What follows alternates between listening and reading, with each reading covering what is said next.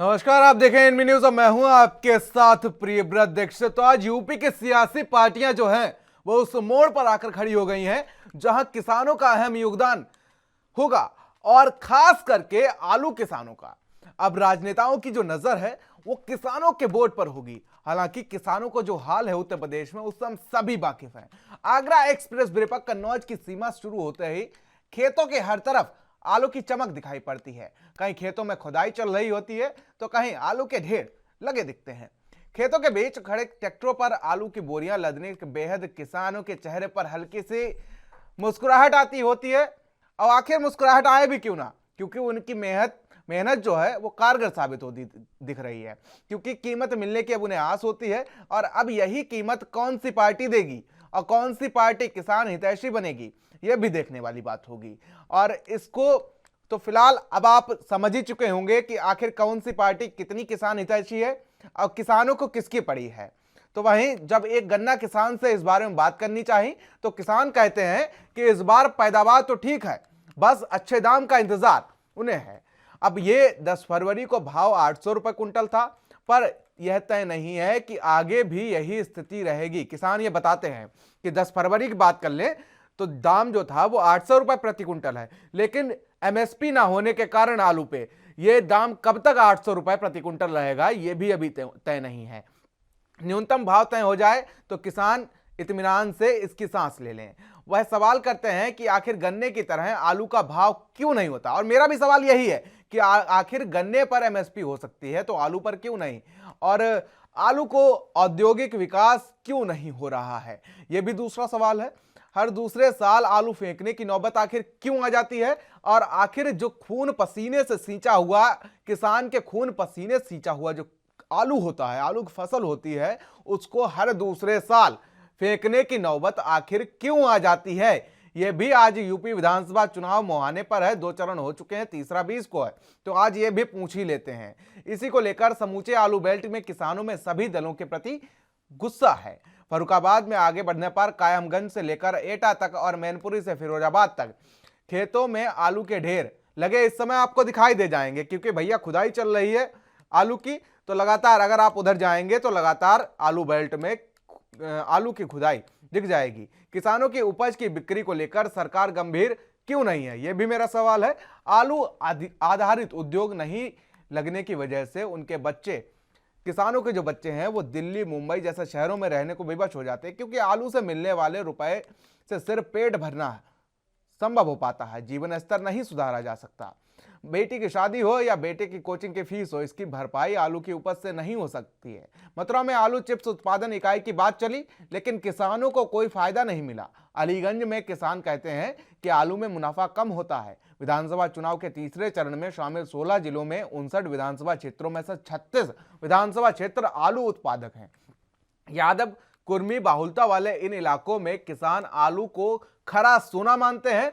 अगर आलू के उत्पादन क्षेत्रों में हिसाब से देखें तो देश के सबसे ज्यादा बड़ा आलू उत्पादक राज्य उत्तर प्रदेश है। यहां करीब 6.1 लाख हेक्टेयर क्षेत्र में आलू बोया जाता है। प्रदेश में करीब 147.77 लाख मीट्रिक टन आलू का उत्पादन होता है। आगरा से शुरू होकर मथुरा, इटावा, फर्रुखाबाद से लेकर कानपुर देहात तक फैले आलू बेल्ट में देश में होने वाली कुल पैदावार का करीब 30% हिस्सा पैदा होता है। डीजल की कीमतों में वृद्धि, डीएपी और यूरिया की कमी, तैयार आलू आड़ती के सहारे होने का दर्द किसानों को बेचैन किए रहता है। तो फिलहाल आज तमाम जो सवाल हैं उनके जवाब हम लेंगे और हमारे साथ तमाम एक पैनल मौजूद होगा और इसी पर चर्चा भी करेंगे, क्योंकि जिस तरीके से आलू बेल्ट में अब घमासान है तो अब इसमें किसान तो बहुत परेशान हो चुके, लेकिन अब किसान इसमें किसके साथ होंगे ये भी देखने वाली बात होगी। क्योंकि जिस तरीके से सभी राजनीतिक पार्टियां जो हैं वो किसान हितैषी अपने आप को बताती हैं, और किसान हितैषी भैया क्यों ना बताएं, क्योंकि उन्हें वोट जो चाहिए होता है किसानों का। और उत्तर प्रदेश जो है वो किसान बाहुल्य प्रदेश कहा जाता है, शुगर का कटोरा कहा जाता है, गन्ना भी सबसे ज्यादा यहीं होता है। आलू उत्पादन की बात कर ली जाए तो जो 20 तारीख को विधानसभा चुनाव होना है उसमें से लगभग 35 सीटों पर आलू उत्पादन करने वाले किसानों की पकड़ है, यह भी आप समझ लीजिए। क्योंकि जिस तरीके से अब मौसम जो है वो भी आलू किसानों का साथ दे रहा है। किसान कहते हैं कि फसल तो अच्छी खासी हुई है, लेकिन फसल अच्छी खासी होने से कुछ नहीं होता, क्योंकि दाम भी अच्छे खासे मिल जाए तो सोने पर सुहागा हो जाए। क्योंकि जिस तरीके से मथुरा में चिप्स उत्पादन की तो सिर्फ बात चली थी, अब बात चली थी तो बात चलने के बाद बात कितनी अहम साबित होती है, कितनी क्या कुछ साबित होती है, यह भी देखने वाली बात होगी। क्योंकि जिस तरीके से सभी पार्टियां जो है वो अपने आप को किसान हितैषी बताती हैं और किसान हितैषी बनाकर धीरे से उनका वोट जो होता है वो लूट लेती हैं।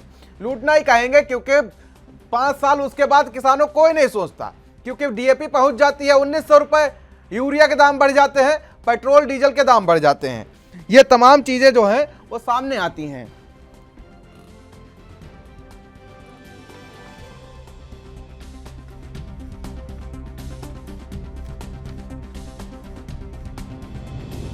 तमाम घोषणा पत्र जारी किए जाते हैं। घोषणा पत्र में बीजेपी कहती है मेगा फूड पार्क, एक जनपद एक उत्पाद, फूड प्रोसेसिंग, किसानों को सिंचाई के लिए मुफ्त बिजली स्टोरेज प्लांट। और सपा कहती है कि किसान आयोग का गठन, ग्रीनफील्ड परियोजनाओं के लिए लैंड बैंक की स्थापना, किसानों को सिंचाई के लिए मुफ्त बिजली, ब्याज मुक्त कर, हर 10 किलोमीटर के दायरे में किसान बाजार नेटवर्क के तहत बाजार स्थापना, सभी मंडलों में फूड प्रोसेसिंग क्लस्टर। प्रदेश में 5 जगह फूड प्रोसेसिंग क्लस्टर, कन्नौज में कंटेनर डिपो के साथ आलू निर्यात क्षेत्र की स्थापना। और कांग्रेस की बात कर लें तो कांग्रेस जो है वो कोल्ड स्टोरेज और खाद्य प्रसंस्करण को बढ़ावा देगी और हर ब्लॉक में कोल्ड स्टोरेज की स्थापना करेगी।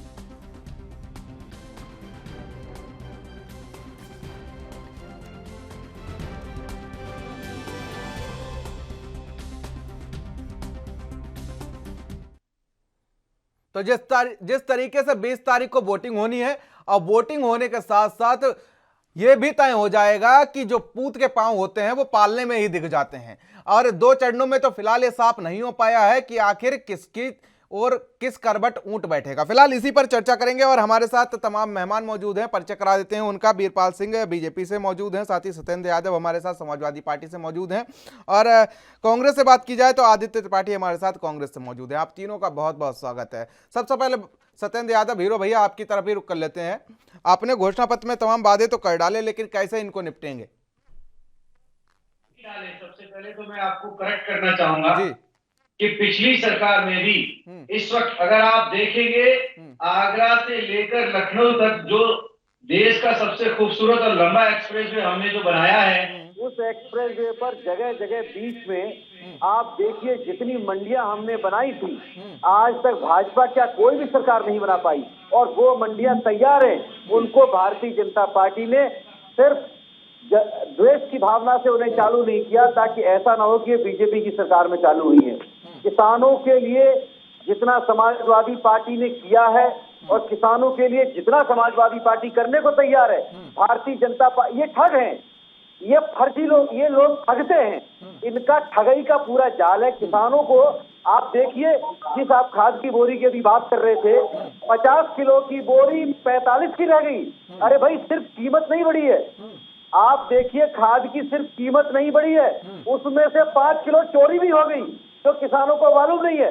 किसान सोच रहे हैं कि 50 किलो की बोरी, तमाम ऐसे किसान हैं जो बेचारे ये भी नहीं जान पा रहे कि सिर्फ खाद की कीमत बढ़ी है कि 5 किलो चोरी भी हो गया है।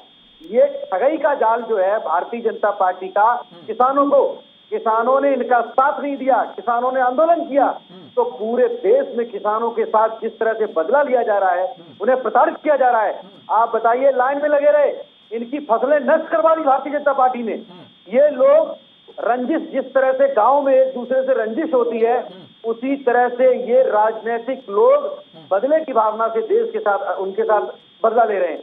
आप देखिए किसान कितने दिनों परेशान रहा, इन्होंने खाद क्यों नहीं उपलब्ध करा पाए, खाद की कालाबाजारी हुई। जो बीजेपी के लोग थे, बीजेपी के नेता थे, उन्होंने इसकी कालाबाजारी की, उनके आ गई। लेकिन खाद के लिए किसानों को इसलिए परेशान किया गया क्योंकि किसानों ने अपने अधिकार की बात उठाई, किसानों ने अपने अधिकार की बात करी, और उन्होंने 700 किसान इसी में मारे गए। प्रधानमंत्री जी ने इनको तमाम व्यवस्थाएं उपलब्ध कराने के बजाय पंजाब चले गए और वहां से आके एक नाटक तैयार कर दिया कि हमारी हत्या हो गई होती।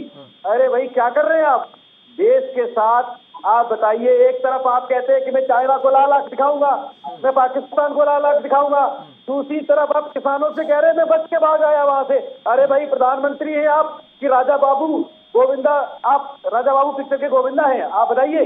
प्रत्येक दिन ये किरदार जो है, किसान बहुत परेशान है, किसान को राहत नहीं मिल रही है। और रही बात सिर्फ आलू की पैदावार, आज आपने टीवी पे डिबेट रख दिया आलू की पैदावार को लेकर, लेकिन किसानों के साथ कितनी समस्याएं हैं। इस सरकार ने 75 पैसे तक किसानों का कर्जा माफी का सर्टिफिकेट दिया, मुख्यमंत्री जी ने बाद में ट्वीट डिलीट किया, और उसके बाद मुख्यमंत्री कार्यालय की ओर से माफी मांगी गई, 1 रुपया 75 पैसे का सर्टिफिकेट दिया गया। किसानों के साथ जो ठगाई हो रही है, ये लोग ब्याज पे ब्याज देते हैं। हमारी सरकार आएगी 10 तारीख के बाद, किसानों पे कोई भी ब्याज नहीं लिया जाएगा। आप किसानों को देखिए, किसानों को किस तरह से मदद की जाएगी हमारी सरकार में।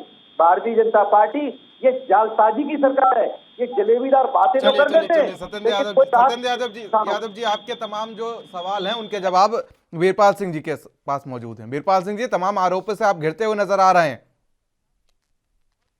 ये मुझे तो हंसी आ रही है इनके आरोप। नहीं हंसेंगे तो आप जरूर, किसानों के साथ जो हुआ है उस पर आप हंस ही सकते हैं। अरे हम किसानों की लाइफ बदल रहे हैं, आप किसानों को खुशहाल बनाना चाह रहे हैं। किसान खुशहाल तो देश खुशहाल। और देखो मैं बताना चाहूंगा, नहीं इनकी बातें सुन लीजिए आप, बहुत अच्छी लगती हैं क्योंकि चुनाव है भैया। किसान नहीं, खुशहाल तो देश खुशहाल। 35 सीटें जो हैं उन पे सीधे तौर पर आलू उत्पादन वाले किसान हैं, उनका सीधा पकड़ है। तो ये बातें तो इस समय टीवी डिबेटों बहुत अच्छी लगती होंगी, किसान खुशहाल तो देश खुशहाल। सुनो, ये 58 में से 31 आदमी जो हाई लेवल के अपराधी हैं और हाई लेवल का उनका रिकॉर्ड है, वो ये किसान को बढ़ाना चाह रहे हैं, उनको बढ़ाना चाह रहे हैं। आपको ये नहीं दिख रहा क्या? आप देखिए सोचिए, ये 58 में से 31 आदमी बहुत ही हाई लेवल के अपराधी हैं। ये तो उसको बीच बो रहे हैं। अब देखो हमारे, अरे मुद्दा किसान की डिबेट का मुद्दा किसान है। हाँ किसान ही है, किसान पे लेकर आ रहा हूँ मैं। इनको बात सुनिए, इनको चुप करिए पहले, इनको चुप करिए। हाँ इनको चुप। आप देखो, मैं आपकी बात पूरी सुनी, आप शांत रहे बिल्कुल भी। आप बोलने की जरूरत नहीं, आप बाद में आपको टाइम मिलेगा, आप अपने समय बोलिए। अदरवाइज मैं भी बोल सकता था बीच में, ये ठीक बात नहीं है। बिल्कुल। अच्छा अब देखिए, 1 लाख करोड़ रुपए प्रधानमंत्री की घोषणा हुई थी 4 महीने पहले, और जितने भी हमारे ये इस तरह के छोटे लोकल उत्पाद के आधार पर प्रोसेसिंग यूनिट है, कोल्ड स्टोरेज है, प्रोसेसिंग हाउस है, उनके लिए जोड़ा जा रहा है। ये तो लगने जा रहा है, लेकिन इन लोगों को हजम नहीं हो रही है बातें। इन्होंने करा क्या है, इन्होंने सेफई में बॉलीवुड का मतलब महोत्सव मनवाया और वहाँ गोमती रिवर फ्रंट घोटाला किया। बाकी इन्होंने अपना घर भरा है। देखो, इनकी समाजवादी पार्टी एक पारिवारिक पार्टी है, और एक ही परिवार के 35 आदमी उसमें सरकार में है, या मंत्री हैं या एमएलए हैं। मतलब इनके तो परिवार की पार्टी है, न कि एक समाज की पार्टी। आप देखिए, समाज की पार्टी जो भी, और योगी बेचारा योगी, आप योगी के पास है क्या बताइए? इनके जाकर देखेंगे प्रॉपर्टी की नहीं है, इनके पास हेलीकॉप्टर है, योगी के पास एक साइकिल भी नहीं है। नहीं, 2 एसयूवी उन्होंने भरी है, घोषणा पत्र में 2 एसयूवी की बात हुई है, जो उन्होंने अरे सुनते क्यों नहीं आ रहा? ये कौन सा तरीका आपका? क्या डिबेट करना चाहते हैं आप? ये कौन सा तरीका आपका? बाबा है वो तो खाली घंटा बजाते हैं, पूजा करते हैं। आप बोलते, आप भाई इनको पहले इनको बंद करिए, मुझे नहीं अच्छी लगती डिबेट इस तरीके। क्या लोग हैं यार, ये सुनना भी नहीं चाहते। अरे आप क्या तरीका बोल रहे हैं? संवैधानिक भाषा में बात करने की आपको तमीज नहीं है यार, बोल रहे हैं। यार बोल रहे हैं, मायने रखती हैं, लेकिन फिलहाल अभी किसानों का मुद्दा है, तो फिलहाल बताइए, आपको बात करने की तमीज है? चलिए ये थोड़ा सा देखना पड़ेगा मुझे, डिबेट की मर्यादा को बनाए रखें दोनों लोग। आपको जो कहना अपने टाइम पे कहिए। नहीं, आप दोनों से मेरा निवेदन है कि किसानों के मुद्दे बात हो रही है, किसानों पर ही बात कर ले, पर्सनली कोई किसी के ना जाए, ठीक है? सीधे तौर पर यहाँ पर किसानों के हित की बात होगी, चाहे समाजवादी पार्टी वाले भैया आप सुन लो, चाहे वीरपाल सिंह जी आप सुन लो, सीधी बात। ठीक है, मैं सुन रहा हूँ मैम जी। चलिए, आदित्य त्रिपाठी हमारे साथ कांग्रेस से मौजूद हैं, डिबेट में जोड़ लेते हैं। वीरपाल जी एक मिनट। आदित्य त्रिपाठी जी, तमाम आरोप प्रत्यारोपों का दौर जारी है, ठीक है? केंद्र में आपकी भी सरकार रही है, ठीक है, 2014 तक। किसानों के लिए आपके मैनिफेस्टो भी जारी कर दिए गए हैं, और उसमें अगर बात कर ली जाए मैनिफेस्टो में, तो तमाम वादे आप करते नजर आ रहे हैं किसानों के लिए, लेकिन अपने आप को तो जो 2 चरणों के चुनाव हुए हैं उसमें आप कहां देखते हैं? और उसके बाद तीसरे चरण में जो 35 आलू बेल्ट प्रभावित वाले क्षेत्र हैं, वहां पर आप कहां अपने आप को देखते हैं? आदित्य त्रिपाठी जी, आवाज पहुंच रही है क्या आप तक? चलिए वापस आने की कोशिश करेंगे, पीसीआर से कहेंगे इन्हें जल्दी से जोड़ें। सत्येंद्र यादव जी, तमाम आरोप जो आपने लगाए उसमें आप खुद ही घिरते दिखे हैं बीजेपी के द्वारा। अरे कैसे गिरते दिखे? आप कैसे गिरते दिखे? आपने कैसे ही निर्णय ले लिया मैं घिरता हुआ दिख रहा हूँ? अरे कैसी क्या बात आपने करते हो आप? मेरी बात को क्या आपने मेरे स्टेटमेंट को सुना नहीं? मैंने आपके स्टेटमेंट को सुना। समाजवादी पार्टी ने जो मंडियां बनाई है वो क्या मजाक है? बीजेपी वालों को तो मजाक ही लगता है। के लिए जो हमने कर्जा, सुनिए, जो हम कर्ज दे, अगर किसानों को कर्ज चाहिए, किसानों को ब्याज नहीं देना है। इस जालसाजी सरकार में ब्याज पे पुलिस जाती है। आप बताइए, एफआईआर दर्ज होती है, किसान परेशान होते हैं। किसानों के साथ आप पूरा देश देख रहा है, 700 किसान मारे गए। प्रधानमंत्री टीवी पे रोज चिल्ला की तरह कभी भबक के आंसू टपकाते हैं, कभी वहां किसानों को कहते हैं कि हम जिंदा बच के आ गए। अरे आप प्रधानमंत्री हैं, आप प्रधानमंत्री की जो पद की जो गरिमा होती है उसको ध्यान में रखते हुए आपको बोलना चाहिए कि मैं पंजाब से बच के आ गया। आप बताइए, बदनाम करने के लिए मतलब अगर आपके किसान और किसान आपके हिसाब से नहीं चले तो आपने उनको बदनाम करने के लिए इतना घटिया कृत्य दिखाया देश को। आप बताइए, लोगों को प्रधानमंत्री जी के इस कृत्य पर हंसी आई है। मैं चाहता हूं कि देश को प्रधानमंत्री जी रोज नई नई पोशाक पहन के, मेकअप करके, इतना सज्जा करके जो तमाम जगह पर पहुंचते हैं और उसके बाद किरदार को शुरू करते हैं और हर जगह झूठ बोलते हैं। कहीं की भी बात करो, अगर आप किसी देश की बात करेंगे तो मैंने उसकी लड़ाई लड़ी है। अगर आप किसी प्रदेश की बात करेंगे तो मैं यहाँ भी चाय बेचता था। अगर आप किसी स्टेशन पे चले जाएंगे तो मैं यहाँ समोसा बेचता था। अरे भैया, आप क्या थे? आपको ही नहीं पता है। आपने हिमालय पे भी पूजा की। आप कितने साल के हैं भाई? आप 500 साल से आप रिकॉर्ड में हैं क्या? 500 साल आप गिना रहे हैं। प्रधानमंत्री जी कितना झूठ बोलेंगे? अरे बहनों भाइयों, काला धन आएगा, कहाँ चला गया? क्या भारतीय जनता पार्टी के जो 5-5 हजार करोड़ के ऑफिस बन रहे हैं उनमें काला धन चला गया? बहनों भाइयों, आप बताइए, महंगाई कम होनी चाहिए कि नहीं? अरे महंगाई तो आपने बढ़ा दी। बहनों भाइयों, डीजल पेट्रोल के भाव कम होने चाहिए कि नहीं? अरे आपने डबल कर दिए। अरे इन बहनों भाइयों को आपने क्या हाल कर दिया? लोग आत्महत्या करने पर मजबूर है। लोग आप उसके बाद में क्यों नहीं हुआ? आज तक ये बताइए आप 5 साल के बीच में क्यों नहीं महोत्सव हुआ? वो आपका पैसा सारा वहां गया है। आप किसी किसान की चिंता नहीं है। देखो,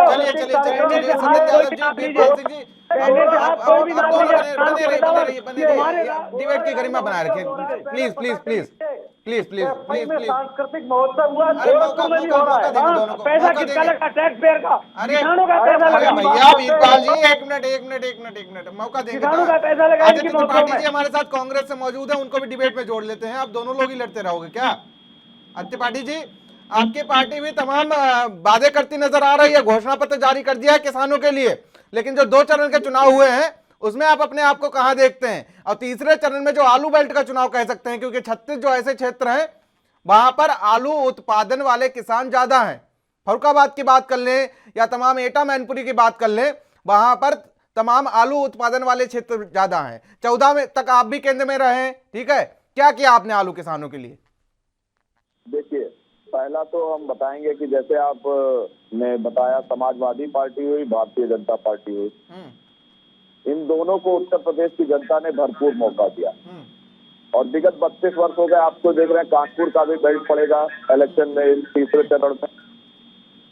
तो कानपुर के बेल्ट में आपने देखा जब कांग्रेस की सरकार हुआ करती थी, कहीं ना कहीं चमड़ा उद्योग कानपुर का, और कानपुर एक समय उत्तर प्रदेश की राजनीति में सबसे अहम जिला हुआ करता था और वहाँ का उत्पादन, उन्नाव हो गया, कानपुर हो गया, सब बेल्ट पूरा इंडस्ट्रियल एरिया था। और वो चाहे भाजपा रही हो, सपा रही हो, बसपा रही हो, इन्होंने इंडस्ट्रियल बेल्ट को खत्म करने का काम किया। रही बात किसानों की, तो आपने देखा चाहे वो लखीमपुर में हुआ हो, जो भी किसानों के साथ कुकृत्य इन्होंने किया, चाहे किसान 1 साल धरने पे बैठे रहे, तो हमेशा कांग्रेस पार्टी ने आवाज बनकर उनकी लड़ाई लड़ने का काम किया। हमारी आदरणीय राष्ट्रीय महासचिव प्रियंका जी आगे बढ़कर लड़ाई लड़ने का काम की। आपने देखा हाथरस भी इस चुनाव का अहम मुद्दा होगा, तीसरे चरण का हाथरस भी आ रहा है। हाथरस में जिस तरह बीजेपी ने नाटक किया, उस दलित बच्ची को रातों रात जला दिया गया, उसके माँ बाप को उसको बॉडी को नहीं दिया गया, तो ये सब अहम मुद्दे हैं। और कांग्रेस ने इस बार अपने कार्यकर्ताओं के साथ पूरा दम भरा है। हर सीटों पे हम लड़ रहे हैं कार्यकर्ताओं की बदौलत। हमारा संगठन आज के दिन में मजबूत हुआ है और निश्चित तौर पे इसका फायदा हमको मिलेगा। और हम जनता के मुद्दों को बनाकर मुद्दों की आवाज कर रहे हैं। हम यहाँ ना चर्बी की बात कर रहे हैं, ना गर्मी की बात कर रहे हैं। हमने जो भी इस चुनाव में विकास के मुद्दे हैं, रोजगार के मुद्दे हैं, किसान के मुद्दे हैं, महंगाई के मुद्दे हैं, यही हमारे लिए अहम है और इन्हीं के आधार पर हम चुनाव में जनता के बीच जा रहे हैं। बाकी निर्णय जनता को लेना है कि वापस इन सांप्रदायिक ताकतों को जिताना है या कांग्रेस के साथ विकास की ओर चलना। चलिए 5 जिले जो हैं, जो 20 तारीख को चुनाव होगा, उसमें बुंदेलखंड के भी जिले आते हैं। वीरपाल जी जी पहुंच रही है आवाज आप तक? हाँ बिल्कुल बिल्कुल। बुंदेलखंड के 5 जिले आते हैं, इनमें क्या मुंह लेके वोट मांगने जा रहे हैं आप वहाँ, ये बता दीजिए जरा। विकास के ऊपर जनता की जनता को सुरक्षा देने के नाम पे, कानून के रोड बनाने के नाम पे, किसानों को सुविधा करने के काम पे, उनके लिए एमएसपी देने के नाम पे, उनके सारे विकास के तो काम हो रहे हैं। आपको अरे बुंदेलखंड वही जिला है, मालूम क्या है? वही क्षेत्र है बुंदेलखंड यूपी का, जहां पर पानी जो है वो बोरस छान के पीना पड़ता है। ठीक है, पाँव भी नहीं धोएंगे आप, पाँव भी नहीं धोएंगे आप उस पानी से। ठीक है, घास की रोटी खानी पड़ती है, घास की रोटी सेक के खानी पड़ती है। आप रोड की बात करते हैं, योजनाओं की बात करते हैं, बुंदेलखंड तक नहीं पहुंचती योजना। मैंने खुद देखा है वहां के लोगों को। वीरपाल जी, किसान सम्मान निधि कौन दे रहा है? किसान सम्मान निधि किसने दी? कितनी है किसान सम्मान निधि? आप बता दो, आप बता दो किसान सम्मान निधि कितनी है? अरे क्या कह रहे? किसान सम्मान निधि कितनी है आप बता दो। अच्छा, फिर मैं उसका गणना फिर मैं उसका विश्लेषण कर देता हूँ एक छोटा सा। 6,000 रुपए साल जा रही है किसान के पास। नहीं, पहले तो किसान ने दी, लेकिन उसमें अभी और इजाफा हो रहा है, होगा। अरे भाई बाबू सिंह कुशवाहा जब सरकार चला रहे थे, नसीरुद्दीन जब सरकार चला रहे थे, तब बुंदेलखंड का विकास नहीं हो पाया, तो अब तो बहुत दूर की बात है। अरे नहीं, मोदी जी जो मशरूम खाते हैं वो भी 6,000 में नहीं आता। सबका साथ, सबका विकास, सबका विकास कैसे हो सकता है? ये सरकार बुंदेलखंड की हालत देखते हो आप, वोट मांगने तो पहुंच जाते हो। समाजवादी के टाइम में देख लीजिए, सोनिया, मैं बताता हूँ, समाजवादी के टाइम पे देख लीजिए, कांग्रेस के टाइम पे देख लीजिए, जो अभी ये कह रहे थे कांग्रेस वाले। अरे भैया, तीनों पार्टियां जो यहाँ बैठी है ना, बुंदेलखंड के नाम पे मांगने सिंदूर सब बढ़ते हुए नजर आते हैं। ठीक है, मुझे मत सिखाओ, थोड़ी कड़वी लग सकती है। पहले बेरोजगारी की दर देख लीजिए, आप रोजगार की दर देख लीजिए। पहले रोजगारी 12% का, अभी आप 3.4% पे। ऐसा यूपी का विकास सबसे अधिक है, और व्यवस्था में यूपी इंडिया में दूसरे नंबर पे। अरे कैसी बात, ये थोड़ी दिमाग से हट रही है मेरी बात। मैं जमीनी स्तर का पत्रकार हूँ, जमीनी स्तर पे बात कर लूंगा। सरकार बनने जा रही है। सत्येंद्र यादव जी, जमीनी स्तर का पत्रकार हूँ, जमीनी स्तर पे बात कर लूंगा। ठीक है, मेरे स्तर के पत्रकार हैं, ये आप परिचय न दें, मैं टीवी पे डिबेट करने आया हूँ, आपका बायोडाटा जानने नहीं आया हूँ। नहीं, मैं बता रहा हूँ ना, तो जमीनी स्तर का पत्रकार हूँ, उसी पर बात कर लूंगा। ठीक है, मैंने जमीनी स्तर के बुंदेलखंड को बड़े अहम तरीके से पढ़ा है। ठीक है, मैं बता रहा हूँ ना, आप लोग हवाई बातें जो करते नजर आ रहे हैं ना, मैंने हालात देखे हैं बुंदेलखंड के। हमारी बात ग्राउंड पे, आपको जिस मुद्दे पे बात करनी उस मुद्दे पे बात करें। मुद्दे पे ही बात कर रहे हैं, मुद्दे पे ही बात कर रहे हैं। समाजवादी पार्टी के मंत्री थे चंद्रपाल, वो बुंदेलखंड से आते थे। मुलायम सिंह कहते थे कि चंद्रपाल को मुलायम सिंह समझो। किसान कौन सी फसल? चलिए क्या एपीएमसी, इनको तो मालूम ही नहीं है, जरूरत है तो कुछ मालूम ही नहीं है। चलिए वीरपाल सिंह जी, यहाँ सुरक्षा चाहिए। यहाँ पर जो बहन बेटियों के साथ आप देखिए क्या हो रहा है, पूरा देश देख रहा है। ये लोग कहते हैं रात को 12 बजे सोना लाद के चले जाओ। अरे शर्म आनी चाहिए। एक तरफ सवेरे टीवी पे विज्ञापन करते हैं कि पहले मैं 89 किलो का था, अब मैं 49 का रह गया। ये रात को 12 बजे के बाद टीवीसी पे जो विज्ञापन आते हैं कि 2017 से पहले लूट मची थी और अब राम राज्य आ गया। अरे राम के नाम पे चंदा चोरी करने वाले चंदा चोर ये अयोध्या में जमीनों को देखिए किस तरह से खा गए। 1 करोड़, 10 करोड़, 20 करोड़, 50 करोड़, कोई आप बताइए। भारतीय जनता पार्टी चंदा चोर, राशन मध्य प्रदेश में बिक रहा, उत्तर प्रदेश का दवाइयां चोर, लोगों को दवाइयां नहीं मिल रही है, 5 लाख रुपए का कार्ड फर्जी है। आप देखिए रेमडेसिविर कितने, 50,000, 60,000 का। चलिए सत्येंद्र जी, सवाल बहुत हो गए, जवाब ले लेते हैं, उसके बाद आदित्य त्रिपाठी जी के पास आते हैं। भारतीय जनता पार्टी की सरकार जाने वाली है, ये दहाई में भी नहीं रहेंगे। चलिए जवाब ले लेते हैं वीरपाल सिंह जी से, उसके बाद आदित्य त्रिपाठी जी के पास आते हैं, ठीक है।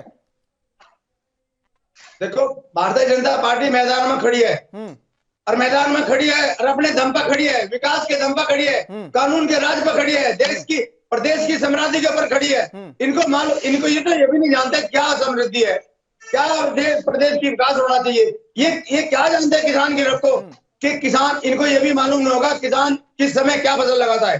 और देखो, मैं आपको और बताता हूँ, अखिलेश जब मुख्यमंत्री बना ना, उसने यूपी में किसानों के लिए पानी, कैनाल का पानी फ्री किया था, जो आज पूरी बर्बादी हुई। सम्मान से नाम में नरेंद्र और अमित नहीं बोलता है, हमारे यहाँ कोई मोदी जी बोलते हैं। अरे सुनिए, भाषा को जरा लगाम दें। नहीं वीरपाल जी, थोड़ा सा मर्यादित शब्दों का प्रयोग किया जाए डिबेट में तो ये ज्यादा बेहतर रहेगा। थोड़ा सा मर्यादित, एक और तरीका नहीं, मर्यादित शब्दों का प्रयोग किया जाए मेरी डिबेट में। सबसे पहले आप तीनों मेहमानों से निवेदन है, मर्यादित शब्दों का प्रयोग किया जाए। अरे मैं तीनों से निवेदन करने की जरूरत नहीं, इनको समझाइए। मैं सबसे निवेदन करता हूँ, यार कोर्टों में होते हैं, यार इन्होंने माफी नहीं मांगी अभी तक, ये सबसे पहले माफी मांगी कि हम आपको यार बोल रहे हैं, इतने अपराधी के लोग ला रहे हैं। चलिए आदित्य त्रिपाठी बड़े लंबे समय से कुछ कहना चाह रहे हैं, उनकी वो सुन लेते हैं। अरे थोड़ा समय दीजिए भैया, समय दीजिए हीरो भैया, समय दीजिए। त्रिपाठी जी कुछ कहना चाह रहे हैं, त्रिपाठी जी। तो देखिए, उत्तर प्रदेश का चुनाव मुद्दों पर होने जा रहा है, जनता को फर्क मुद्दों से पड़ता है, किसानों को उनके फसलों का उचित दाम चाहिए, युवाओं को रोजगार चाहिए, और हर विजन को लेके कांग्रेस पार्टी ने घोषणा पत्र जारी किया है। और हमारा कोई हवाई घोषणा पत्र नहीं है। हमने छत्तीसगढ़ में किसानों को 2500 रुपए कुंटल धान खरीद रहे हैं, वहां पे गन्ने का हमने 400 बोला है, तो 400 में हम खरीदेंगे। हमने कहा है कि हम किसानों का कर्जा माफ करेंगे, तो हमने पहले भी किया है, और छत्तीसगढ़ में जैसे ही सरकार बनाई तुरंत किया। तो बात है मुद्दों की, हमारे पास विजन है उत्तर प्रदेश के लिए, हमारे पास युवाओं के लिए रोजगार के अवसर हैं, और हम विजन के साथ गए हैं, जनता के लिए, मुद्दे के लिए बोल रहे हैं। और रही बात समाजवादी और भाजपा, ये आपस में लड़ रहे हैं, और हम जनता के जो जमीनी मुद्दे हैं, जो जनता को जिससे फर्क पड़ता है, उसके लिए लड़ रहे हैं। कहां देखते हैं आप अपने आपको इन सब मुद्दों के बीच में? इन सब मुद्दों के बीच हमको पूरा यकीन है कि जो विगत 3 वर्षों से 4 वर्षों से जो प्रियंका जी के आने के बाद हमारे पार्टी में संगठन का पूरा बदलाव हुआ, और उसके बाद हमने जमीनी मुद्दों का आवाज बनकर, जनता की आवाज बनकर उठाई। आपको भी पता है, कांग्रेस के 18,000 कार्यकर्ता विगत 3 साल में जेल जाने का काम किए हैं। तो मेन बात है मुद्दे, और मुद्दे को लेकर हम जनता के बीच हैं। बाकी जनता जनार्दन फैसला करेगी, लेकिन हमारा काम है कि हम सही मुद्दे उठाएं और जनता के लिए काम। चलिए आदित्य त्रिपाठी, एक छोटा सवाल मेरा और भी आपसे। 2017 में जब चुनाव का ये शोर चल रहा था ना, तो एक शोर चल रहा था यूपी के 2 लड़के, ठीक है, आप ये तमाम आरोप जिन पर लगा रहे थे, उनमें एक लड़का आप का भी शामिल था। देखिए, 2017 में गठबंधन हुआ हमारा अखिलेश यादव जी से, क्या, लेकिन कह सकते हैं उसको राजनीतिक विफलता थी, उसमें नुकसान हमारा ज्यादा हुआ। अगर हम सारी सीटों पे लड़ते तो कहीं ना कहीं हम ज्यादा सीट पाते। तो कुछ गलतियां हमसे हुई हैं, जिसपे अब हम विचार कर चुके हैं, और 32 साल से हम सत्ता के बाहर हैं। लेकिन संगठन का जो काम, क्या कारण ऐसा रहा है कि आप सत्ता से बाहर रहे हैं? आप खुद मान रहे हैं कि कुछ गलतियां हुई हैं। जब से वोटों का ध्रुवीकरण हुआ, जातिवाद चरम पर हुआ उत्तर प्रदेश में, तब से हम जनता से दूर हैं। क्यों नहीं मना पा रहे हैं जनता को आखिर? देखिए, कहीं ना कहीं समाजवादी पार्टी, बहुजन समाजवादी पार्टी और भाजपा ये पूरा चुनाव पोलराइजेशन का करना चाहती हैं। अभी जैसे योगी जी ने बोला 80 और 20 का चुनाव है, समाजवादी पार्टी पिछड़ों को कहती है, बहुजन की मायावती जी दलित की बात करती हैं, लेकिन सर्व समाज का दम भरने वाली कोई पार्टी नहीं। जो युवाओं के रोजगार की बात करे, वो किसानों की बात करे। हाथरस में जो रेप पीड़िता के साथ हुआ, अभी आपने देखा उन्नाव में फिर एक कांड हुआ। तो ललितपुर में आपने देखा था किस तरह एक बालक को फांसी दे दी गई, वो भी काट टोटी से फांसी पे लटक के मर गया। तो इन सब मुद्दों पे कोई लड़ाई लड़ा है तो हमारे प्रदेश अध्यक्ष आदरणीय अजय कुमार लल्लू जी लड़े हैं और प्रियंका जी लड़ी हैं। आपने देखा कोरोना काल में अगर कोई सड़क पे उतर के मदद कर रहा था लोगों की, तो कांग्रेस पार्टी के कार्यकर्ता थे। हमने बस लगवाई तो हमारे प्रदेश अध्यक्ष को जेल भेज दिया गया। ना एक चीज तो और भी है, जनता की सेवा करना चाहते हैं। क्या जैसे आप कह रहे हैं जनता को समझा नहीं पाए, तो क्या आप उसी तरह जनता को नहीं समझा पाए जिस तरीके से प्रधानमंत्री नरेंद्र मोदी किसानों को नहीं समझा पाए? आप कह सकते हैं प्रधानमंत्री जी किसानों को नहीं समझा पाए, हम जनता को नहीं समझा पाए। चलिए वीरपाल सिंह जी, किसानों पे ही बात हो रही है। हाँ बताइए बताइए। कृषि कानून को भी ले लेते हैं इस घेरे में। ले लीजिए। समझा नहीं पाए थे, 700 किसानों की मौत हो गई, उसके बाद माफी मांगना कितना आसान हो गया आपके लिए? अरे ये तो तुम्हारी कहने की बात है। देखो हम नहीं चाहते मेरी गरिमा बनाए रखिए, ठीक है? किसी शब्दों की गरिमा बनाए। तुम कह रहे हो या विपक्षी वाले कह रहे हो, कोई भी कह रहा हो, हाँ। इनके पास कोई डेटा है क्या, ये तो बता दीजिए मुझे। इनकी ये बिना डेटा के बात करते हैं, मैं भी डेटा से बात करता हूँ। इन लोगों को तो पता ही नहीं आंकड़े भी होते क्या है, क्या काम करते हैं, क्या विकास हो रहा है, कहाँ पहले रोजगार की दर थी, कहाँ बेरोजगारी थी, अब क्या रोजगारी है, कितना लेवल है, क्या उत्पादन है, कितने किसानों को उत्पादन बढ़ा है, कितना क्या उनको लाभ हुआ है, क्या इरिगेटेड एरिया है, क्या उनको किसानों को मिलना चाहिए, क्या नहीं मिलना चाहिए, ये लोग जानते क्या है, मुझे तो समझ नहीं आ रहा। देखो प्रधानमंत्री ने किसानों को तो सच में कुछ मिलना भी चाहिए, क्योंकि डीजल मिलता है, मिलता है, किसान यूरिया मिलता है। आप बताइए, आप आंकड़ा दीजिए, आप बताइए अगर हम नहीं जानते तो। देखो इनकी बातें बहुत खराब है, जबकि मैं सुन रहा हूँ। अरे इन सत्येंद्र यादव जी, इन पे क्या उसके बाद फिर वही बात आ गई। रुक जाइए, बोलिए प्रियव्रत जी सुनिए, आप एक बार इनको टाइम दे दीजिए पूरा, और फिर इनका माइक बंद करिए। चलिए ठीक है, दरखास्त है, इनको सुनाई नहीं जा रहा, दिया जाए तभी इनको ऐसा लग रहा है यूपी से इनकी विदाई हो रही है पूरी। विदाई है ही नहीं, इनको तो भैया जमीन तलाशने आए। अखिलेश को कोई मुख्यमंत्री स्वीकार करने वाला नहीं है। नहीं, ये भी 10 तारीख इनको मालूम है इस बात का। अरे नरेंद्र को करेंगे, अमित को करेंगे, आदित्य को करेंगे। अरे भैया ये किस मोड़ में ले जा रहे हो आप डिबेट को, ये बता दीजिए। आप गरिमा बनाए रखिए शब्दों को। अखिलेश जी के बारे में इनको संबोधन करने की तमीज नहीं बताएं। बार बार ये पता नहीं किस तरह से लगता है कहीं चौराहे पर बैठे हुए। अरे किसान आप सुन नहीं सकते अपने टाइम पे।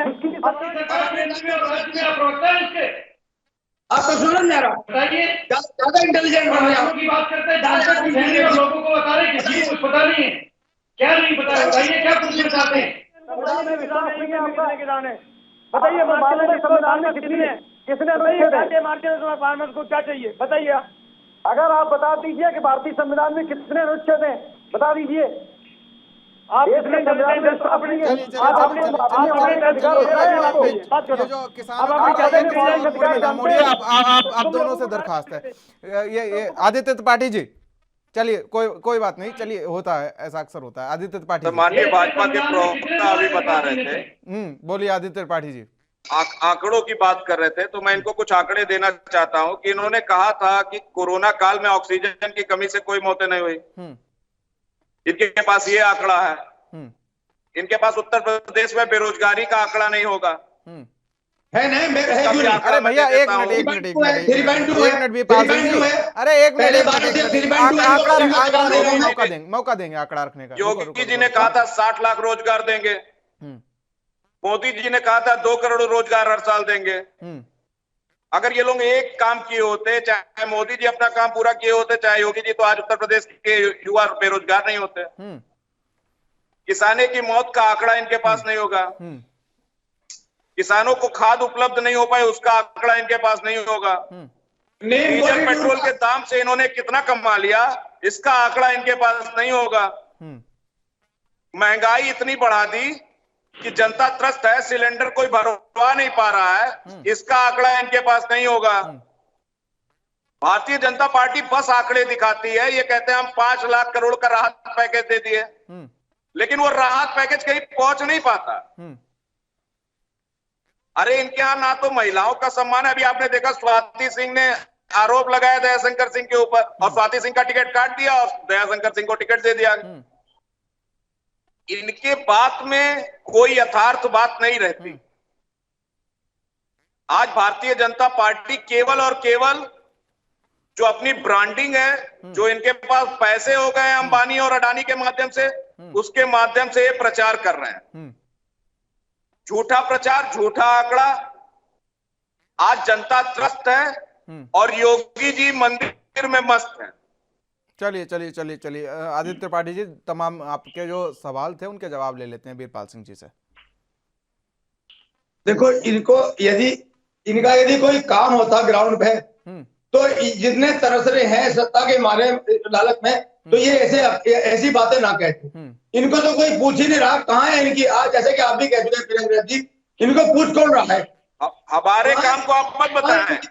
चलिए आप बताइए, अपने काम पे ध्यान दीजिए। देखो सुनिए, अपने काम पे ध्यान दीजिए, अपनी चीजें बता दीजिए। 5 साल चुन के भेजा तो आपने जनता के लिए क्या काम किया? यूपी में क्या था पहले? यूपी में विकास है क्या? आप नेशनल हाईवे देख लीजिए, हॉस्पिटल देख लीजिए, विश्वविद्यालय देख लीजिए, किसी भी फील्ड में देख लीजिए। और देखो एमएसएमई देखिए कितनी बनी है, कितने लोगों को रोजगार मिला है। एक उत्पाद एक डिस्ट्रिक्ट के आधार पर कैसी प्लानिंग है, लोगों कितने लोगों को घर मिले हैं। लगता है वीरपाल सिंह जी ने यूपी में काबा नहीं सुना क्या? सबको गरीब महिलाओं को 1000 रुपए मिल रहे हैं। और बीजेपी जितना तो किसी ने भी ध्यान नहीं रखा, इतना विकास जितना ये बात आपकी बीजेपी बिल्कुल सही है भाई। आप प्रवक्ता हैं उस पार्टी के, तो आप तो ये कहेंगे। सत्येंद्र यादव जी, नहीं मैं रियल में कह रहा हूँ, बिल्कुल इनका रुके। देखिए, भारतीय जनता पार्टी के एक सिटिंग एमएलए ने एक विधायक ने कहा है कि उत्तर प्रदेश में मुख्यमंत्री जी ने हजारों बुलडोजर नए खरीद लिए हैं। जो लोग भाजपा को वोट नहीं करेंगे, उनके घरों पे योगी जी हजारों की संख्या में बुलडोजर चलाएंगे। ये भारतीय जनता पार्टी के सिटिंग एमएलए ने कहा है। आप देखिए, ये बात भारतीय जनता पार्टी के विधायक के पास कैसे पहुंची। जरूर पार्टी की या मुख्यमंत्री जी की ऐसी कोई रणनीति होगी, और हो सकता है कि इन्होंने, जो लोग इनको वोट नहीं करेंगे, उन्होंने ये भी कहा है कि जो सीटें बीजेपी हारेगी उन एरियाज को चिन्हित किया जाएगा और वहां पर बुलडोजरों को भेजा जाएगा। आप देखिए, जो ब्रिटिश हुकूमत में होता था कि भारतीयों पर जुल्म होता था और डिवाइड एंड रूल करके जुल्म करके और देश का पूरा सोना और देश का धन जो है ब्रिटिश भेजा जाता था, और लोगों को इतना गरीब बना दिया जाता था कि वो अपनी भूख के लिए रोते थे और गिड़गिड़ाते थे। भारतीय जनता पार्टी ने आज सड़े हुए 1 किलो चना, आप देखिए घटिया क्वालिटी के चावल और घटिया क्वालिटी की दाल पे ला दिया है। इन्होंने, आप रोजगार देंगे 35, 40, 50 हजार जब नौजवान को मिलेगा, तो आपके 1 किलो सड़े वो घुन लगा हुआ चना क्यों खरीद लेगा आपसे? राशन क्यों भीख मांगेगा? आप लोगों को रोजगार दीजिए, उन्हें उनका अधिकार दीजिए, उससे वंचित। आप देखिए, बीजेपी की सरकार में ज्यादातर समय स्कूल बंद रहते हैं, और इनकी सरकार में शिक्षा कहां पहुंची? इनकी सरकार में महंगाई पे ये सिलेंडर सर पे रखे घूम रहे थे पूरे संसद में। अब महंगाई कहां चली गई? मैं आपको बताना चाहता हूं, ये फरेबी हैं, ये जालसाजी है, और ये एक जनरल स्टोर की तरह पूरे देश को चला रहे हैं, और इनमें किसी के पास भी कोई विजन नहीं है। एक ही चीज है, मुख्यमंत्री के ट्विटर हैंडल से दिन में कितना हिंदू मुसलमान हो रहा है। अरे शर्म आनी चाहिए, आपको बात करनी चाहिए। रोजगार कितना दिया, महंगाई कितनी कम हुई। लोगों, ये कभी भी कुछ भी कर देते, 4 घंटे का टाइम देते हैं, कभी नोटबंदी कर देते हैं, कभी तालाबंदी कर देते हैं। आप ये बताइए, देश के लोगों को कहां ले जाना चाहते हैं? क्या भाजपा अपना गुलाम बनाना चाहती है? चलिए चलिए सभी सत्येंद्र यादव जी, संवैधानिक एक संस्थाओं पर एक कब्जा एक करना छोटा सा चाहती है। किस्सा मैं शेयर करना चाहूंगा। अभी अभी मैं कुछ दिनों पहले ग्राउंड रिपोर्टिंग पे था यूपी में, तो एक रोजगार से मेरा साबका हो गया। मैंने पूछा कि भैया बीजेपी ने क्या काम किया है और रोजगार को लेकर क्या कुछ अहम मुद्दे रहे हैं और क्या कुछ मिला, कुछ नहीं मिला। तो कहा कि भैया 4 लाख की दावत जरूर करते नजर आ रहे हैं, लेकिन उसने कहा कि मैं एक छोटे से डायलॉग में बीजेपी की उपलब्धियां गिना देता हूं। तो उसने कहा कि मैं तेरी तारीफ करने से कैसे कर दूं मना। उस नौजवान ने कहा बीजेपी के लिए, तेरी तारीफ करने से कैसे कर दूं मना, मैंने रोजगार मांगा था, तूने थमा दिया राशन के नाम पे चना। अरे भैया चुनावी रसगुल्ले क्यों फेंक रहे हो? ठीक है, आप जनता को उस लायक बनाओ कि वो जनता आपका रसगुल्ला खरीद सके। आप उस लायक जनता को बनाइए कि आपको भी 2 पैसे। रुक जाइए सत्येंद्र यादव जी, मैं आपकी इस बात का अप्रिशिएट करता हूं, ऐसा होना चाहिए। रुक जाइए, मैं कंप्लीट कर लेने दीजिए मुझे, कि आप उस जनता को उस लायक बनाइए कि वो रसगुल्ला आपका खरीद सके, सरकार को भी 2 पैसे का फायदा मिले, और जो उस 2 पैसे के रसगुल्ले खरीदने में उसका जो बच जाए वो उसका भी फायदा हो जाए। भैया रोजगार दो ना, आप राशन क्यों बांट रहे हो? मुझे तो यही नहीं समझ में आता। भैया उनके पास रोजगार होगा, वो राशन आपका खरीद भी लेंगे। आप एमएसएमई की बात करते हो, तो एमएसएमई के बाद ये राशन क्या जरूरत हो गई? क्या जनता इतनी भी नहीं है कि 2 पैसे 2 टाइम का अपने लिए कमा ले? आदित्य त्रिपाठी जी, जवाब आपसे चाहिए। देखिए, पहले तो मैं कहूंगा कि आपने जो बात कही है वो बहुत सही बात कही है, और आप जैसे तमाम जिम्मेदार चैनलों ने दिखाया भी था कि इन्होंने नमक जो बांटा, जिसमें हमारा जिला उत्तर प्रदेश का बस्ती जिला, इसमें यहां बोरंग मिला था, कई चैनलों ने दिखाया। तो इन्होंने गरीबों का मजाक बना के रखा है। आपको तो पता है कि जितने का नमक नहीं उससे महंगा इनका नमक छपवाने के लिए वो पैकेट है जिससे नमक इन्होंने बांटा। ये केवल और केवल गरीबों का मजाक बना रहे हैं। मोदी जी के नाम पर झोला बांटते हैं, राशन के नाम पे झोला 98 रुपए का और राशन उसमें 80 रुपए का। तो ये केवल गरीबी का मजाक उड़ाते हैं, युवाओं को बेरोजगार बनाते जा रहे हैं। आप बता दीजिए इनकी एक भी भर्ती जो पूरी हो पाई हो, एक भर्ती पूरी करेंगे तो उसका सर्टिफिकेट हर विधायक बांटेगा। एक बार योगी जी सर्टिफिकेट देंगे, उसके बाद विधायक जिले में आके सर्टिफिकेट देगा।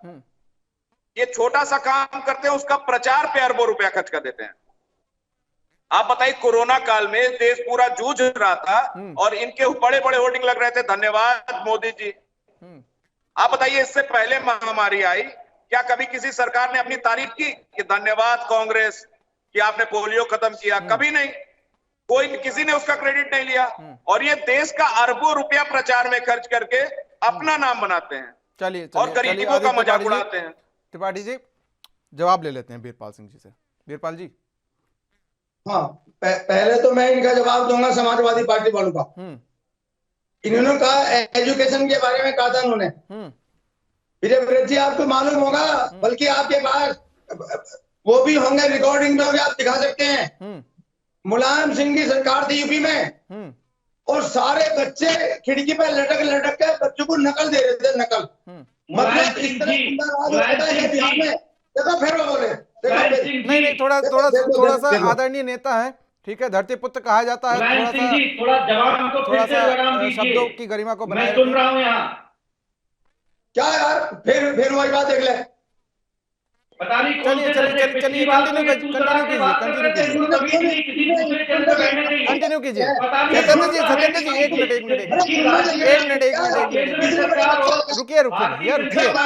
ऐसे कैसे कुछ नहीं समझ में आएगा, आप लोग बोलते रहिए। बात करने की तहजीब नहीं, इस उम्र पे प्रत्येक किसी का भी कैसे भी नाम लेते हैं। देश के बड़े नेता हैं माननीय मुलायम सिंह जी। चलिए तो नाम लेना गलत चीज है क्या? बिल्कुल, नाम लेना गलत चीज है। मैं किसका नाम लूं? किसका नाम लेके बताइए आप। चलिए तुमने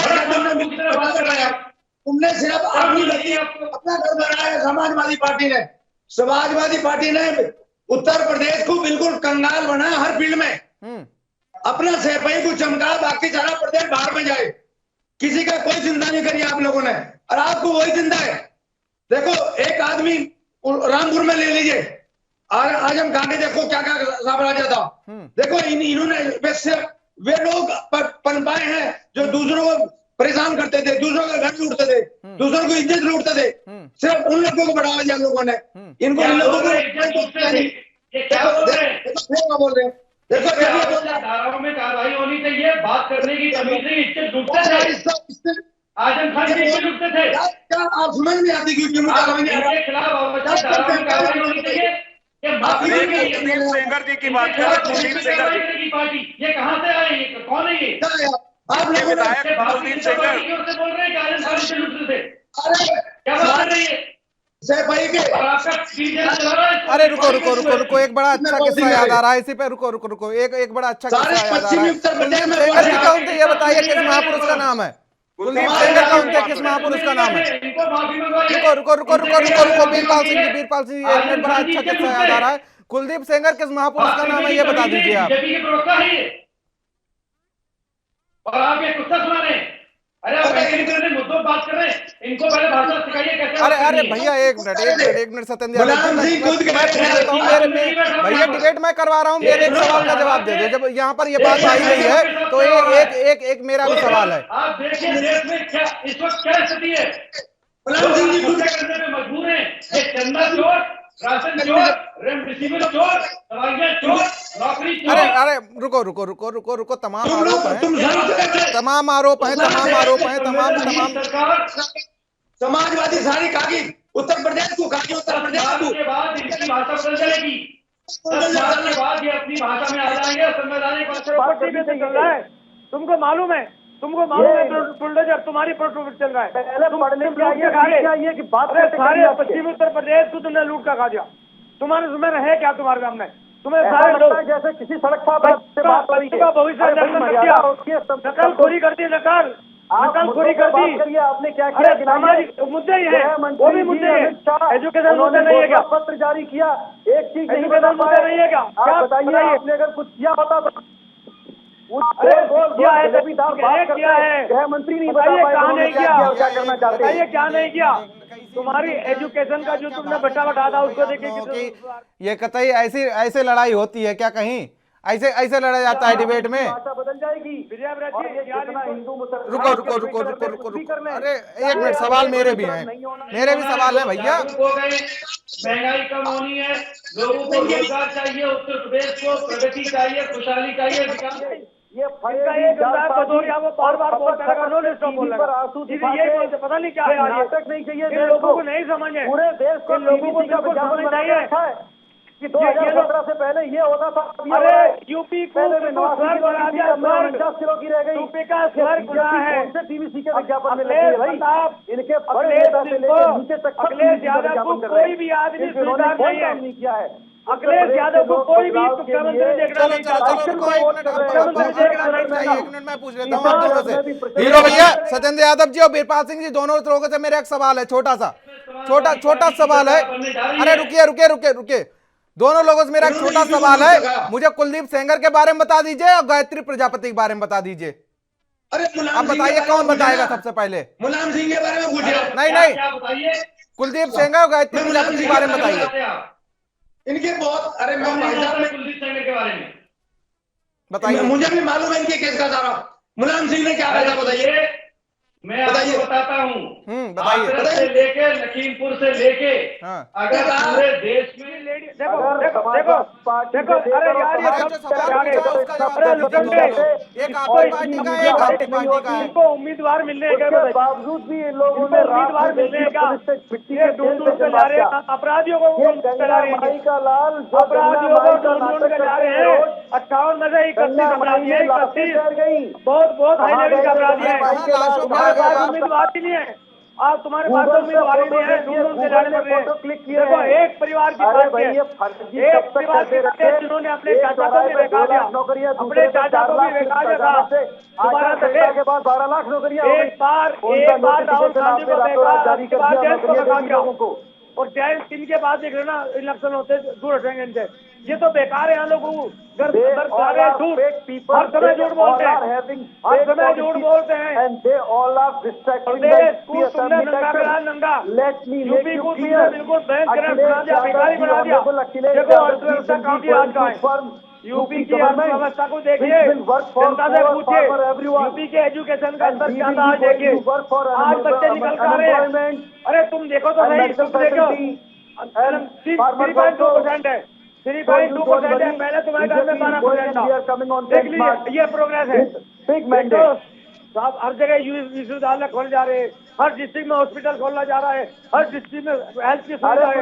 देखो रोड बनाए जा रहे हैं। कॉलेज की बात करते हैं आप लोग, मेडिकल कॉलेज, अगर मेडिकल कॉलेज उत्तर प्रदेश में ये तुम लोग जानते भी नहीं है। जिला अस्पतालों को मेडिकल कॉलेज का प्रस्ताव रखा है इन्होंने खाली। जानते भी नहीं, मेडिकल कॉलेज जानते भी नहीं, प्रधानमंत्री जी फर्जी प्रस्ताव नहीं रखा। अरे आप नहीं रखा, तुम्हारे पास प्रस्ताव भी रखना नहीं आता। एक बार भी सुन लीजिए अपने नेता के मुझे, ये प्रस्ताव है, क्या प्रस्ताव है? पे बैठ के तुमने सिर्फ पश्चिमी उत्तर प्रदेश में लूट के गाय लूट के महिलाओं के साथ क्या हो रहा है अपना परेशान है, बूढ़े हो गए लोग। तुमने देखो बहन जी क्या कह रही है, उत्तर प्रदेश में तुमने सिर्फ सेवे का डेवलपमेंट करा, बाकी प्रदेश को लूट कर खा गए। अपना घर भरे तुमने, अपने घर भरे, अपने घर। यूपी बीजेपी में बताइए किस आदमी के पास अपना घर भरा है? बताइए, एक भी बताइए, एक उदाहरण बता दीजिए आप। अब मैं तुम्हारे बताता हूँ, बीजेपी जानकारी पता तो कर लीजिए कहाँ है आप। उदाहरण मैं देता हूँ वीरपाल सिंह जी आपको। रुक जाइए, उदाहरण मैं दे देता हूँ। गोरखपुर से सीएम योगी कई बार सांसद रहे हैं, इस बार सदर विधानसभा सीट पर चुनाव लड़ रहे हैं, और विकास जो है वो आप जाके देख लीजिए, ठीक है? एक बार वहां पहुंच के विकास देख लीजिएगा, मेरा आपसे अनुरोध है, ठीक है? गोरखपुर से, ठीक है? आप यूपी में देख लीजिए, यूपी में गोरखपुर पड़ता है, ठीक है? मैं यूपी गोरखपुर जिले की बात कर रहा हूँ, ठीक है? वहीं जाके आप विकास देख लीजिएगा, गोरखपुर का विकास देख लीजिएगा। सीएम योगी की सीट नहीं है, वहां पर गढ़ रहा है सीएम योगी का पूरी यूपी में। मेरे एक बात बताओ, नहीं, मैं गोरखपुर की बात कर लेता हूँ। आप सैफई को लेकर टारगेट करते हैं, क्या नहीं कर रहे हो? क्या नहीं कर रहे हो? सैफई पे आप कहते हैं सैफई में विकास हुआ, चलो उन्होंने अपना विकास कर लिया, ठीक है, मान लेते हैं अपना विकास कर लिया। सीएम योगी गोरखपुर जिला है, ठीक है? सुनो, पश्चिमी उत्तर प्रदेश को सारा लूट के सैफई में ले गए, और वो भी टैक्स पेयर का पैसा इन्होंने खर्च करा है। टैक्स पेयर को इन्होंने बिल्कुल, उन्होंने डेवलपमेंट, प्रदेश की डेवलपमेंट के लिए पैसा दिया है। चलिए आदित्य पाटिल जी, इन्होंने प्रदेश को छोड़कर अपना डेवलपमेंट किया इन्होंने। चलिए आदित्य पाटिल जी, उत्तर प्रदेश की जनता ने आदित्य पाटिल जी, रुक जाइए, बीरपाल जी पार्टी को मौका दिया। प्रॉपर्टी की इंक्वायरी होनी चाहिए, यहाँ तक भी मैं कह रहा हूँ, इनको तो होना चाहिए। चलिए बीरपाल जी एक मिनट एक फाइनल कमेंट ले लेते हैं आदित्य त्रिपाठी जी से। आदित्य पाटिल जी, भारतीय जनता पार्टी की सरकार थी विगत 5 सालों से, कम शब्दों में जनता ने इनको पूर्ण बहुमत की सरकार दिया। इन्होंने जनता के कोई भी मुद्दे पे कोई काम नहीं किया। कौन कह रहा? और समाजवादी पार्टी जो सत्ता में आने का दम भर रही है। बीरपाल जी, समय का अभाव है, आप तीनों मेहमानों का हमारे साथ जुड़ने के लिए और तमाम हमारे साथ चर्चा करने के लिए शुक्रिया। तो फिलहाल अब मुद्दा यही है कि आलू बेल्ट में आखिर जो 35 सीटें हैं वो कैसे निर्णायक साबित होती हैं, जो 10 तारीख को नतीजे आएंगे उन पर कैसा क्या कुछ रुझान देखने को मिलेगा। क्या जो 10 तारीख को नतीजे आएंगे, आलू बेल्ट के जो किसान हैं वो तमाम अपने मुद्दे भूल जाएंगे, तमाम जो मुद्दे हैं उन पर वोट देंगे, या जातिगत राजनीति पर वोट देंगे? तो फिलहाल मुद्दा में मेरे साथ इतना ही। देश और दुनिया के अहम खबरों के लिए बने रहिए एनबी न्यूज के साथ। नमस्कार।